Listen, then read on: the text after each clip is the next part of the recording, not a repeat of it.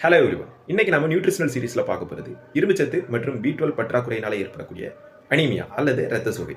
இரத்த சோகைக்கு பல காரணங்கள் சொல்லப்பட்டாலும் இந்த B12 மற்றும் அயன் டெஃபிஷியன்சி ஒரு முக்கிய காரணமா சொல்லப்படுது. ரத்தத்தில் இருக்க ஹீமோகுளோபின் அளவு குறைஞ்சா ரத்தத்தில் பரிமாற்றப்படக்கூடிய அந்த ஆக்சிஜனோட அளவும் குறையும். இப்படி ஆக்சிஜனோட அளவு குறையிறதுனால பல்வேறு விதமான பிரச்சனைகள், சாதாரண தலைவலி, மயக்கம், சோர்வு இதுல ஆரம்பிச்சு ஹார்மோன் சார்ந்த தைராய்டு, PCOS மாதிரிப்பட்ட பெரிய பெரிய நோய்களுக்கு இது காரணமா இருக்கு. இது எல்லாமே ஒன்னோட ஒன்று தொடர்புடைய ஒரு விஷயமா பார்க்கப்படுது.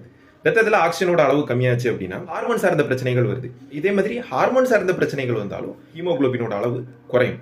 இது ஒரு இன்டர்லிங்க் கான்செப்ட். இந்த இரும்புச்சத்து பற்றாக்குறையை எந்த மாதிரி சரி பண்ணலாம், எந்தெந்த உணவுகள் மூலமா சரி பண்ணலாம் அப்படிங்கறத இந்த வீடியோல பார்க்க போறோம். ஏற்கனவே சொன்ன மாதிரி ஒரு நாளைக்கு தேவைப்படுற இரும்புச்சத்தோட அளவு 18 மில்லிகிராம். ஈஸியா இரும்புச்சத்து கிடைக்கணும் அப்படின்னா நான் வெஜிடேரியன் ஐட்டம்ஸ்ல இருந்து தான் ஈஸியா கிடைக்கும். ஆடு மாடுகள் அதை சாப்பிட்டு அதோட உடம்புல டைஜஸ்ட் பண்ணி ஈஸியா அப்சார்ப் பண்ற அந்த ஃபார்மேட்ல வச்சிருக்கோம். அதனால நம்ம சாப்பிடும் போது அது நம்ம உடம்புல ஈஸியா வேலை செய்யும்.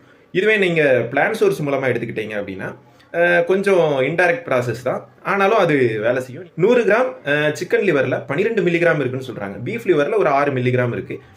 மட்டன் லிவர்ல ஒரு கிட்டத்தட்ட ஒரு 6-7 மில்லிகிராம் இருக்கு. நீங்க இதை தினமும் எடுத்துக்க முடியாது. வாரத்துக்கு ஒரு நாள் இது ஒரு மருந்து மாதிரி எடுத்துக்கலாம், அவ்வளவுதான். ஆனா தினசரி உணவுல நம்ம இதை எடுத்துக்கணும் அப்படின்னா, முக்கியமா நான் வெஜிடேரியன்ஸை பொறுத்த வரைக்கும் பார்த்தா ஒரு 200 கிராம் ஃபிஷ் எடுத்துக்கலாம். 100 கிராம் ஃபிஷ்ல சார்டைன் ஃபிஷ், அதாவது மத்தி மீன்ல 100 கிராம் மத்தி மீன்ல எவ்வளவு இருக்கு அப்படின்னு பாத்தீங்கன்னா ஒரு 3 மில்லிகிராம் இருக்கு. 200 கிராம் நீங்க மத்தி மீன் எடுத்துக்கிட்டீங்க அப்படின்னா ஒரு 6 மில்லிகிராம் உங்களுக்கு கண்டிப்பா அதுல இருந்து கிடைக்கும். அப்புறம் ஒரு 3 முட்டை நீங்க சாப்பிட்டீங்க அப்படின்னா அதுல இருந்து ஒரு 3 மில்லிகிராம், மொத்தமா ஒரு 9 மில்லிகிராம் உங்களுக்கு நீங்க நான் வெஜிடேரியனா இருந்தா இந்த மாதிரி எடுத்துக்கலாம். மிச்சம் இருக்கிறது கொஞ்சம் பருப்பு வகைகள், கீரை, இந்த மாதிரிப்பட்ட விஷயங்கள்ல உங்களுக்கு ஒரு நாளைக்கு தேவையான 18 மில்லிகிராம் கிடைச்சிடும். ஒரு நாளைக்கு தேவைப்படுற அயனோட அளவுல ஒரு பாதி அளவு நீங்க நான் வெஜிடேரியன்ல இருந்து எடுத்துக்கலாம். இதுவே நீங்க வெஜிடேரியனா இருக்கீங்க அப்படின்னா முருங்கைக்கீரை மட்டும்தான். முருங்கைக்கீரையில இருக்கிற இரும்புச்சத்தோட அளவு பாத்தீங்கன்னா 100 கிராம்ல 28 மில்லிகிராம் இருக்கு. அதை காய வச்சு நீங்க பவுடர் ஆக்கி எடுத்துக்கிட்டீங்கன்னா 50 மில்லிகிராமுக்கு மேல இருக்கு அப்படின்னு சொல்றாங்க. தினமும் 100 கிராம் முருங்கைக்கீரையை பருப்புல சேர்த்தோ இல்லைன்னா தனியா நீங்க சூப் மாதிரி வச்சோ, நீங்க யூடியூப்ல பாத்தீங்கன்னா சூப் செய்யறதுக்கான ரெசிபி கிடைக்கும்.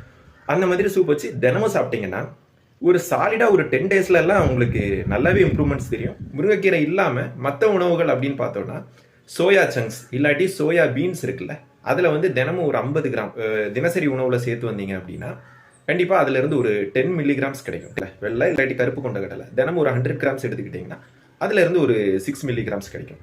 டோட்டலா நீங்க பாத்தீங்கன்னா ஒரு நாளைக்கு தேவையானதுல இந்த ரெண்டையும் எடுக்கும் போதே ஒரு 16 மில்லிகிராம் கிடைச்சிரும். ஸோ இந்த எளிமையான வழிமுறையை பயன்படுத்தி நீங்க அனீமியாவை ஈஸியாவே விரட்டிடலாம். இப்போ நான் இவ்வளவு நேரம் சொன்னது அயன் டெஃபிஷியன்சி அனீமியாவுக்கு தான். இதுல B12 டெஃபிஷியன்சி இருக்கிறவங்களுக்கு நான் வெஜிடேரியன் சோர்ஸ்ல மட்டும்தான் நல்ல B12 உங்களுக்கு ஈஸியாவே கிடைக்கும். லிவர் வெரைட்டிஸ் நீங்க நல்லா சாப்பிட்டுக்கலாம். வாரத்துக்கு ஒரு நாள்